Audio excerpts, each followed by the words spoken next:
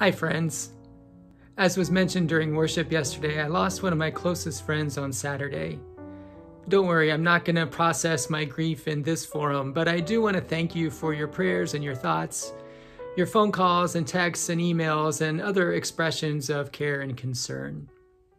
I am quarantining now for a while, so you're going to be seeing more of the inside of our house and the great outdoors over the next couple of weeks. Today I've been preparing for our Charge Conference.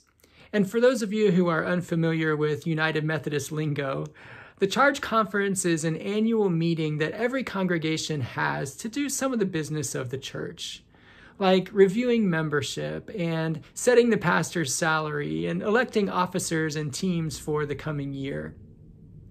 To be honest, it is not the most exciting part of a church's or a pastor's ministry.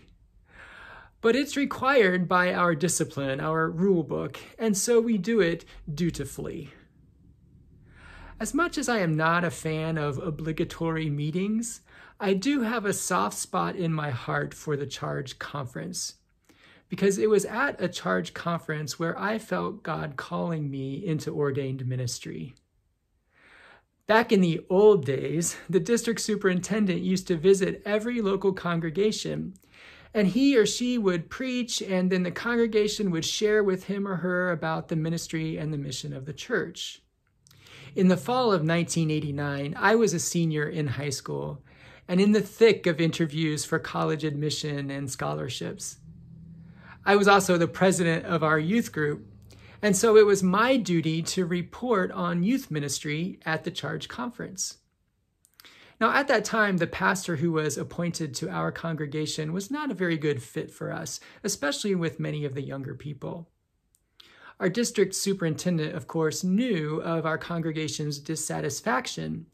And so as he addressed the congregation during the Charge Conference, he said something like, if you want a pastor who is compassionate, if you want a pastor who has good communication skills, who relates well to people of all ages and stations and stages of life, and he went on to list several different characteristics that we had told him that we were looking for.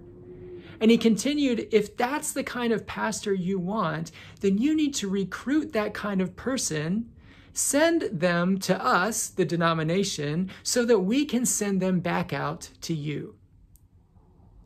As he was listing all of those qualities and characteristics, I felt like I was the only person in the room. He was describing me. And my heart raced, and my face got red, and my ears burned. It was kind of like in a movie where the camera blurs out everybody else and then zooms in on the one character. In that moment, and in the words of our district superintendent, God was calling me to prepare for the ministry of word, sacrament, order, and service in the context of the local church.